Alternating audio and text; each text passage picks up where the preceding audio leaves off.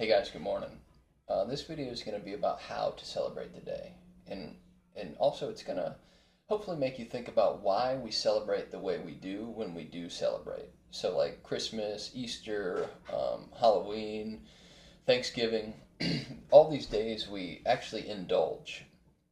Now, Christmas, the idea is supposed to be to give, and we do that. But I think we've kind of lost our way with food. And we've been doing this since the beginning of time. And actually, this is a pretty common story throughout the Bible, the temptation being food and appetite. And every time we succumb to it, there's an issue, oddly enough. But so, yeah, I'm just thinking about celebrating every day instead of backsliding and cheating on our diets and our nutrition on Halloween or on Christmas or Thanksgiving. Why don't we instead find satisfaction in something that's not fleeting? We eat a year's worth of junk in a day when we have these celebrations, and that's not celebration at all. That's a very fleeting, temporary satisfaction, and it is gone like that. And generally we have so much that it actually ends up bleeding into a few days, and that's if you didn't knock on that door of imprisonment. And now you're back in bondage to your appetite. But so, what I encourage you to do is to celebrate every day. And now I think it's imperative that you have, or it's indicative, you have gratitude. Yeah, gratitude is a natural symptom of celebrating the day. And it's also a symptom of satisfaction. And what I'm asking you to do is to find satisfaction in meaningful labors, like in meaningful pursuits, instead of these fleeting temporary things. Because every day that you exercise self control, you are celebrating the day.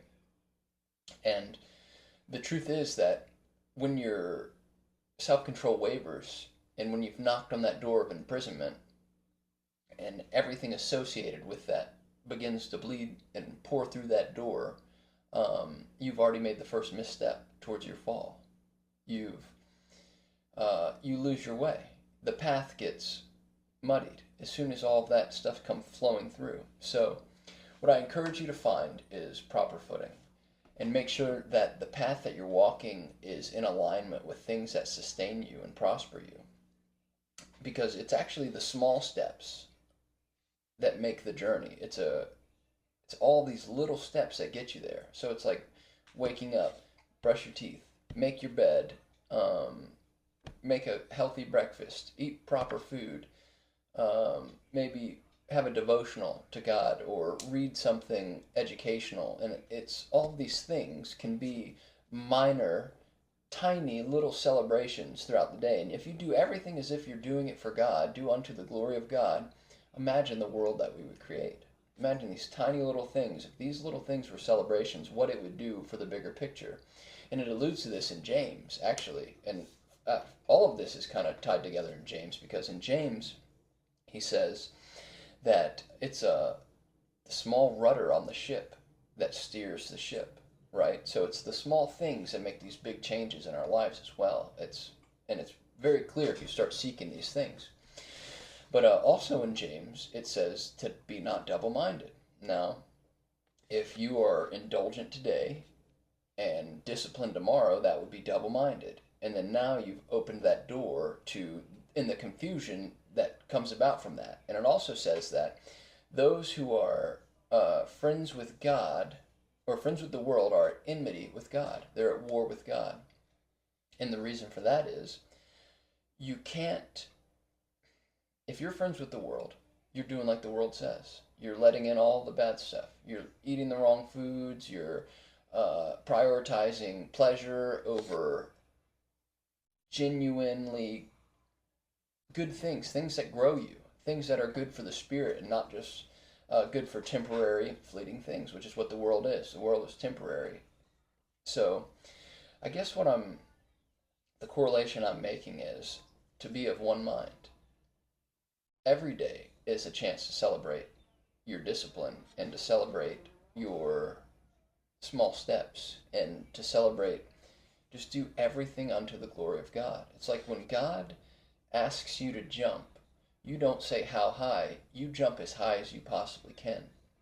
If we were to do that with every single thing we do, if we were to walk in that obedience, it would change your life. We would be changed drastically, and it all compounds, and it bleeds into every area of your life, but you have to genuinely be seeking this. And then, so to go back to the double-minded idea, there's only one thing, and that's the truth. Anything outside of the truth is a delusion, because if it's untrue, then it is a delusion. So you have the truth and you have delusion. So seek the truth in all that you do, and as a result, you will bear meaningful and purposeful truth. You will find purpose in your life. And it's all interconnected. It's all the same thing. It's all seek the kingdom, and then all things will be added to you. Do all things unto the glory of God. All of this is working towards the exact same thing. It's the best possible outcome, which is full circle. We're right back to where we started.